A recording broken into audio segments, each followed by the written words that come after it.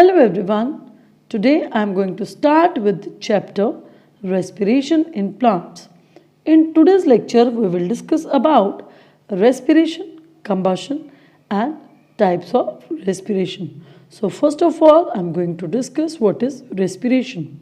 Children, we know respiration is a catabolic process. The word catabolic means destructive. So catabolic process is a process in which bigger molecules break down into smaller ones. So, respiration is defined as a process of oxidation of food to release energy. During the process of respiration, glucose undergoes the process of oxidation and results in the formation of carbon dioxide, water, and energy is released. And energy released is in the form of ATP. ATP stands for adenosine triphosphate. Children, there are important characteristics of respiration. These are breaking down of glucose, enzymes, and energy in the form of ATP. So, we are going to discuss these one by one. Breaking of glucose does not occur in a single step, but it includes a series of chemical steps. These steps occur in two major phases. The one is glycolysis, another one is Krebs cycle. Next are enzymes. Each breakdown step is due to a particular enzyme and energy in the form of ATP is released during the breakdown of glucose. So, and ATP is the energy currency of the cells. Next is respiration versus combustion. Now, we have studied right now that respiration is defined as the oxidation of food to release energy. Both respiration and combustion are similar in various aspects, but they also differ from each other.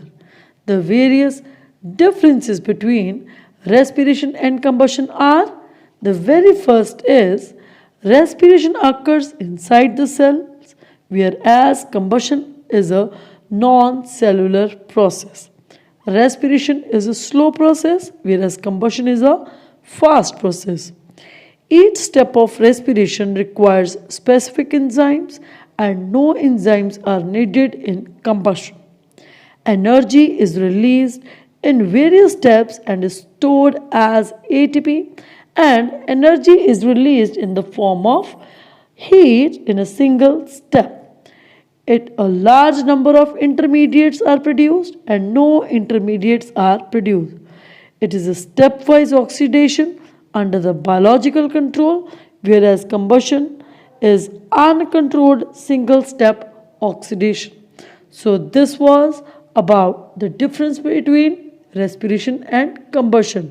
Next are types of respiration.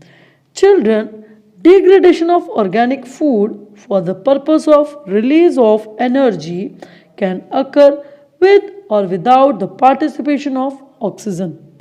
So, when the respiration takes place in the presence of oxygen, that respiration is known as aerobic respiration, and the respiration which takes place in the absence of oxygen, that is known as anaerobic respiration. So first of all, we will discuss about aerobic respiration. Aerobic respiration is also known as oxybiotic respiration. It is an oxygen dependent, enzymatically controlled and complete oxidative breakdown of respiratory substances to carbon dioxide and water with the release of energy, and energy in the form of ATP. Next is anaerobic or antibiotic respiration. Anaerobic respiration is an oxygen independent, enzymatically controlled, incomplete breakdown of respiratory substrates to carbon dioxide and alcohol in plants and lactic acid in animals. Almost all the plants tested have the ability to carry out anaerobic respiration for shorter or longer periods. A simple chemical equation for anaerobic breakdown of glucose to alcohol and carbon dioxide is this? In this reaction, it is clear that in anaerobic respiration, no substance is added from outside and it involves the rearrangement of atoms of glucose producing carbon dioxide and ethyl alcohol or lactic acid releasing energy. Therefore, this process is called intramolecular respiration. Children, the difference between aerobic and anaerobic respiration is very important. Look here. Aerobic respiration takes place in the presence of oxygen and anaerobic respiration takes place without oxygen. It is complete oxidation of substrates to carbon dioxide in water and it is incomplete degradation of substrates to alcohol and carbon dioxide or to lactic acids. It is the most common method of respiration and it is of rare occurrence. Aerobic respiration continues indefinitely throughout the life of an organism and it is a temporary mode of respiration for a limited period except for anaerobic bacteria. The end products are non-toxic and for anaerobic respiration the organic end products are normally toxic when accumulated in the large amount. It involves glycolysis, Krebs cycle and terminal oxidation, whereas anaerobic respiration involves only glycolysis followed by incomplete breakdown of pyruvic acid. It is dependent upon electron transport chain, whereas anaerobic respiration is independent of electron transport chain. In case of aerobic respiration, 38 ATP molecules are produced from each glucose molecule, whereas in anaerobic respiration only 2 molecules of ATP are produced from each glucose molecule. So children, this was all about today's lecture. Now you must be able to answer the following questions. What is respiration? Differentiate between respiration and combustion. Which are the various types of respiration?